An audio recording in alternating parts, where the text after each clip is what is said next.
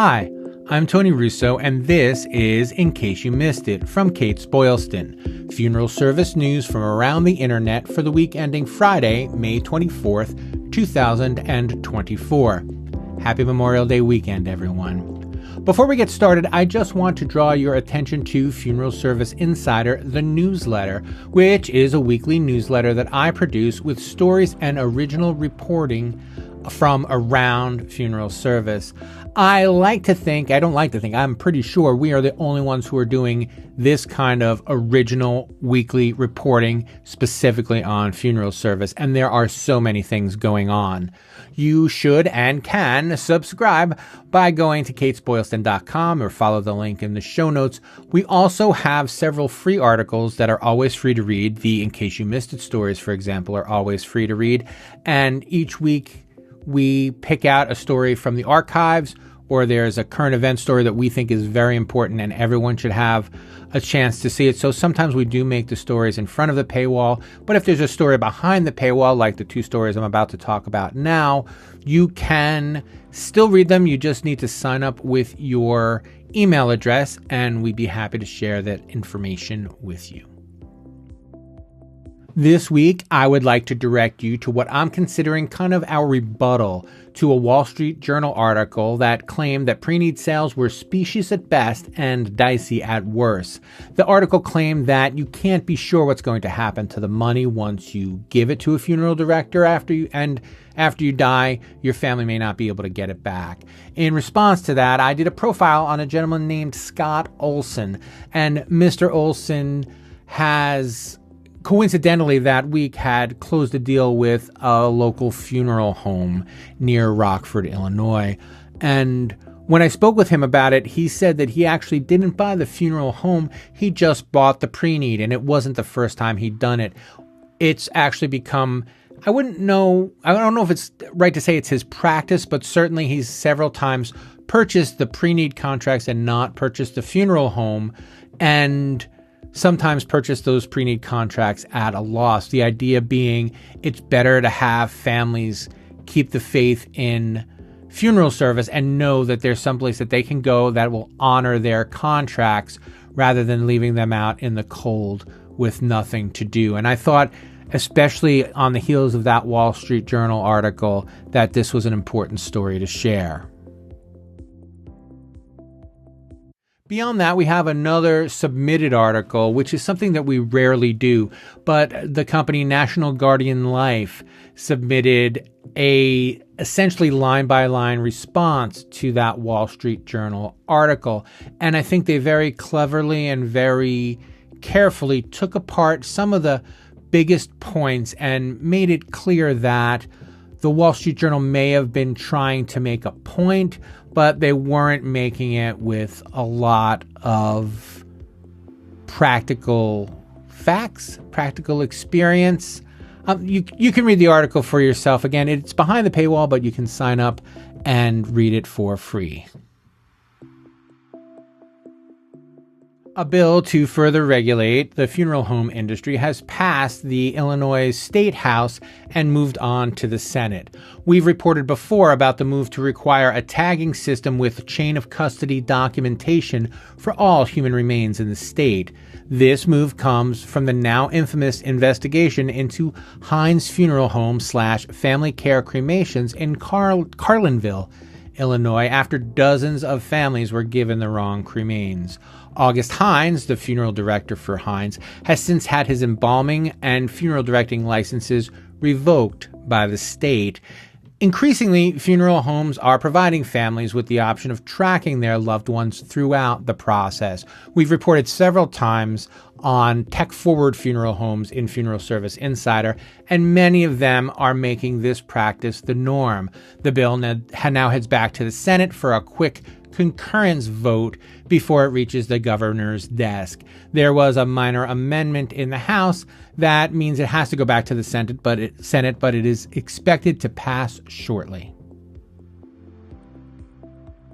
Arapahoe Community College Mortuary Science Department recently announced a new scholarship created by the Jeff Holcomb family and Continuing Vision LLC for mortuary science students at that college. Named after Jeff's son, funeral director Brian Holcomb, who died July 1st, 2022, Brian's Fund Mortuary Science Scholarship aims to support mortuary science students there who are facing financial challenges. This came to my attention because we have Faith Haug, who runs the mortuary science program at Arapahoe, coming up on Funeral Service Insider, the podcast, in the next couple weeks. And she's a really committed person, and I was excited to see that they have this opportunity to help more students in Colorado get through their mortuary science degree.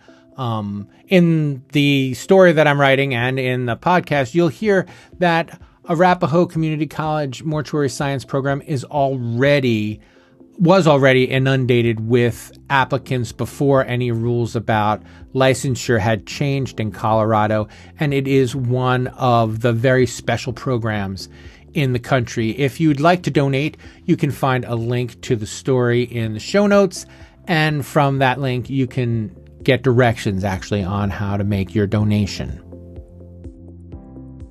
3 candidates are challenging Chatham County, Georgia coroner David Campbell Sr., who has been in office since January 1st, 2021, in an upcoming election.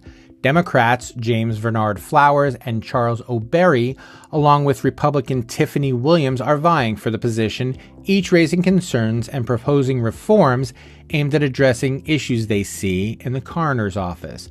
Flowers and O'Berry question Campbell's ownership of a funeral home while serving as coroner, citing potential conflicts of interest. Williams, with 20 years of experience in the coroner's office, said she left because of disagreements with Campbell. All 3 challengers prioritize reducing the county's death certificate backlog, which is a nationwide problem that many counties are struggling to deal with. Campbell has reduced the death certificate backlog to 30 days.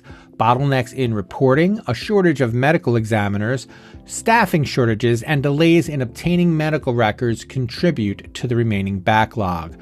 Funeral directors in Georgia must file death certificates within 72 hours. Getting medical records for the cause of death involves subpoenas and hospital visits, leading to delays. Toxicology and autopsy reports from the Georgia Bureau of Investigation can take months, with an average turnaround time of 87 days in Chatham County. The statewide average is 66. The county's autopsy report turnaround time is 138 days, while the state average is 99. Funeral home owners and directors allege that Campbell's business benefits from his position. The death certificate backlog has worsened under his administration, causing financial strain due to insurance claim delays.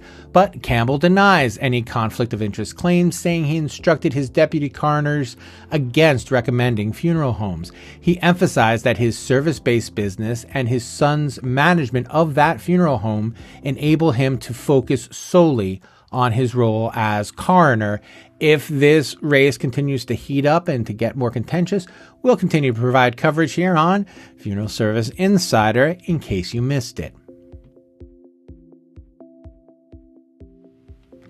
Last but not least, I wanted to wish a very special Memorial Day to all of you, but particularly to our friends in cemeteries who, I'm sure as I speak, are out there getting the last touches of their presentations in order and making sure that everything is great for what looks like it's going to be a really nice Memorial Day weekend. We appreciate the work that you do, and we are looking forward to doing more stuff in and around and about cemeteries in Funeral Service Insider. In case you missed it, is a Kates-Boylston production. It was written and edited by me, Tony Russo. I say it at the end of every show that I do, and this is a show I do, so I'll go ahead and say it. Please follow or subscribe, depending upon where you're getting this. Subscribe to our YouTube channel or follow us on Apple or Spotify, or wherever you get your podcasts. This short version, comes out every Friday morning. However, next Friday, we will not have a show. I'll be traveling. I'm very excited to give one final plug, I guess, to the Kates-Boylston Funeral Service Business Plan Conference, June 4th and 5th in Warwick, Rhode Island. There are still some tickets available, and if you're in the Northeast and don't have to arrange any special flights or something, you can just make last-minute arrangements to pop by. It's going to be a great conference. I've been doing features, and all of the features that I've done about the speakers are available for free. Again, they're behind the paywall, but we put them in front of the paywall to get people excited as we were about this upcoming conference. You can find all of that at Kates-Boylston.com. And that will do us for this week. Thank you for joining us on In Case You Missed It. We'll check in with you next time.